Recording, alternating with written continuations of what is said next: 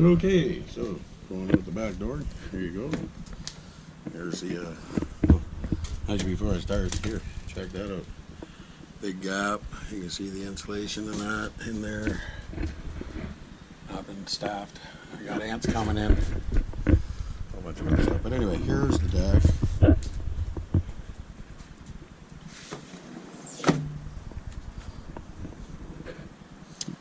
Not been recovered or refinished in years. Obviously. Haven't done our spring cleaning yet. Just starting. Patio stuff out.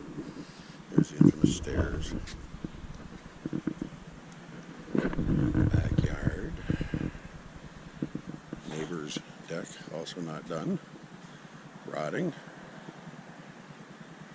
Hasn't been finished, so it definitely didn't pass code. Should have when they got their license. Oh, here as well. Oh, actually, let's go over here. So these stairs are fine. These stairs are done properly. They're within code. They're within code. Here's the fence.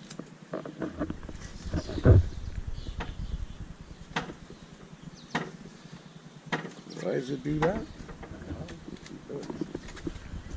There's your painted deck again. Not been treated in years. We've only been here for 2, but this has been licensed for a lot longer than that. Probably 2011, 2012 from the indications.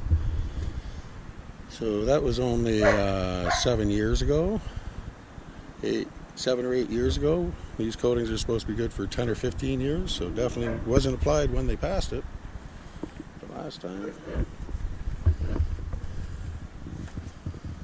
Now this is owner occupied, which means an owner has a lot more leeway without having to get permits to do changes, which is probably why this patio is not done properly, etc. It's in your best interest to get it to the code because that's going to save your investment. That's why it's recommended that way. But here's the infamous stairs, not the code. As you can see, they put a little brace in here. Let me move this cart out of the way.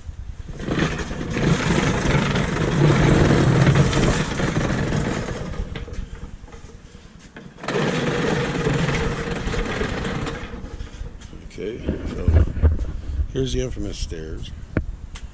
Already repaired once. As you can see, there's no bolts here. None. Just stick your finger right in there. Okay, and what they did was they took it out from the bolts that were there and they reattached it with 4 screws. 1, 2, 3, 4. Just to put it back on. Same with this one over here. See, 4 screw holes. 1, 2, 3, 4. To hold it on because it is attached. But again, this one here you can see it's even better because they took the bolts out to repair it. That's where they took them from. I guess because they lowered they were reusing the same materials and they lowered the bottom step, I guess. I notice it's chipped and broken on the edge too, splitting the board. Anyway, here's your side rails. They obviously took them off. They were going to originally replace the steps, reusing the rails, but then they decided to give up, I guess, and reattach them differently. Took away the reinforcing because it looks like there was a board reinforcing it here. So they dropped, this one was actually here. So they lowered the steps too. Okay, they took it off the hangers, if there was any hangers to begin with. It looks like there were though, because look, that's from a hanger. That's from a hanger. And the way it's painted, it looks like it had a hanger. Plus the side, these ones here, from a hanger, unless they did that before they attached it. So it looks like you got 1, 2 here, and then whatever's coming through the back to the front holding it on. Same on this side. The angle's all wrong. Steps are all wrong. That's the other video. Okay, so this is a repair. Quality workmanship. It wasn't the code to begin with, and it's certainly not the code now. Because again, here, no hangers. And again, it looks like they had one because again, there's the 2 telltale holes of being a hanger. And that would be about the right height, so it was hanging up here. So the bottom was here. originally. They dropped a step to try and fix it. And this one here, they don't have the toenail in here. They have them still sticking out. Didn't even bother putting them in. So what do you got holding that on? The ones from the back? Oh, they wouldn't even been able to get them in the back. So you can't get them in the back because there's a thing in the way. So that's the old, it's not even toenail from the back. That's the only screws holding it. Must be. And here you go. Biggest thing.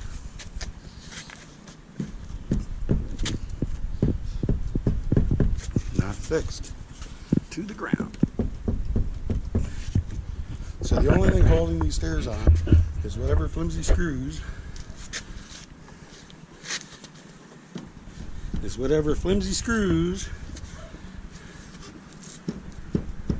that they have holding it here, and the rails, I guess. Either way, that's not the code. It's not even safe. It's been repaired once. Well, that we know of. Not the code. There's a crack in the foundation and just below that window on the inside. Here's the one here. This is why the fence moves. See? And it goes all the way through. Move the planter and you can see. I put my finger in there. Anyway, you can see. That goes all the way through. Cracked all the way through the wall. Always has been. And here's the drainage. Here. That's the drainage there, and it doesn't go away from the house. It just goes under the slab. Creates ice, and that's probably what did. It lifted it. And, oh. Also detached over here, too. See, there's nothing hanging on. This thing's barely hanging on, I guess, eh? Yeah, it's just standing up there. Barely. And, of course, the fence. And the shed. Oh, this passed. Yeah. What are the materials for a shed? Painting, a metal shed? 20 years or something like that with drum clad, done properly. So it definitely wasn't. Did that pass 8 years ago? Anybody come and look at it? Anybody come and look at this 8 years ago? Even though they gave it a stamp of approval? These are the questions we need to answer. Because you try and ask those questions, the activity is clear. The response is clear. It's all about their liability and ability to cover their lies. Again, this just happened recently, but needs to be fixed. Roller pack from a hardware store. Fence. Again, this does not match any of the bylaws. It's about to be corrected, we assume, because they came May 30th to do the inspection this time around, but they didn't bring the inspection report. They actually just brought a clipboard to make notes, so it looks like they're doing their old tricks again, trying to cover their butt. Anyway, because the way it's supposed to work is they're supposed to give you a copy of the work order and infractions before they leave, immediately after completing the inspection. It's a multi-form report that has certain items on it which they're required to check. So obviously, if they're only doing the checklist, lo and behold, my prediction is they're going to come up with a report that has everything else is perfect except for what I pointed out. But of course, thank God for technology. So there's the fence. All the repairs need to be done. He's already said he repaired it a couple times. You can see little parts where he's wired it together, but that overall has to be done properly, and it's not even the right fence size because there's a gap underneath it. See? Huge gap underneath it because it's not to the floor. Fence line again. Here's our post. So the old owner, this property 100A with the wooden fence on it was owner occupied. He obviously had a fencing company or whatever come in here to install this. They set the corner post for coming up the property line, because that's in line where we found a tag up there for the survey. Obviously, this was not the right height originally, the back fence. As you can see, it's short posts. And then they lashed on an extension to those short posts, because the fence was originally the same height as this one, going into that fence over there, which is the correct height for his division fence, which is it's equal to the one on the opposite side of Unit A. So the far fence is Unit A. This is Unit B of 98, 100A and 100B. And then the property and municipal property. Here's his other property he doesn't keep. Well, you be the judge. There's the parking styles. He had the parking lot done a year and a half ago, almost 2 years ago. Well, a year and a half ago, because it took a year.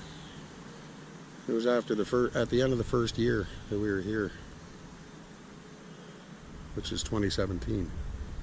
And those parking styles are still sitting there. He even has one of the fence posts sitting there for a large fence post. Anyway, back to this. Ponding, that's the results of the ponding. We have another video for that. The result is, because if you notice the property line of A, it is significantly higher than the level of the ground on B by at least 1.5 feet, 2 feet, some almost 3 feet in places, which should have been corrected when they did the grade here for the parking lot. So if you take from where that level is and you bring it right level over to where that parking lot level is, you can imagine how much top fill and landfill and all that they displaced in cost without having to do it. So it's either poor planning or somebody isn't supposed to be approved because it wasn't right. Either way, has to be corrected. Part of the problem that arose here, especially with the issue of ponding, because this is a floodplain. The floodplain properties extend up past 98A, almost up to the apartment buildings. So by covering this parking lot, the water goes to the lowest point, which is, guess where? Not to mention, when they did this diversion, this is what the project was for. They were required to put in the fill, and that would have corrected it. And this would have been at street level, and it would have went right up there. This is the diversion they put in, probably because of the apartments and all the new construction up there. Either way, they've had a long, cozy relationship, because he also owns this property here and the apartment on the corner. Actually, he owns all the properties now. Just makes it easier for negotiating. Not anybody else to blame. When he bought these properties, he inherited it. So anyway, back to the fence. This section here proves that that's the height he was going to put around the whole property. Sorry. This is the height he was going to put around the whole property. That was the intent. But why didn't he finish this side? Because he had to clear up what happened on, sorry, show this all. He had to clear up the division property fence being at the proper height. These were two separate owners at the time. So obviously they ran into conflict because it didn't get resolved. He didn't get his fence built or completed. But it's clear what his plan was. Maybe even put the plan in at City Hall, for all we know. We're going to find out when we get the documents. But the problem is, as soon as Communications Worldwide purchased the properties, they inherited all the problems. And all this proves is they did no due diligence. None whatsoever. With regard to any of these properties, they bought them as a rental property, full steam ahead, didn't care about law, didn't care about compliance, and they did what they did. And the city, it appears from the behavior of the city and the region and the province, that they are supporting the criminal behavior and questionable improper behavior of a landlord that is deliberately skirting the law. All to give them a stamp of approval so it looks like things are what they're supposed to be. Looks good on paper, but here's the reality. You want the real news? It's right here. Open house for the yard. Come see for yourself. We invite you, but you're going to keep the peace. And you can only see it from us showing it to you, so you have to come to the front door, please, and we will take people on guided tours through the yard.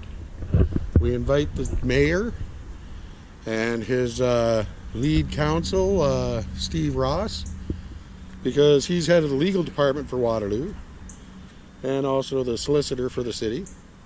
We invite the Premier, we invite the Mayor of Kitchener, and we invite the Mayor of Waterloo, we invite the Regional Head of Council, Karen Redmond.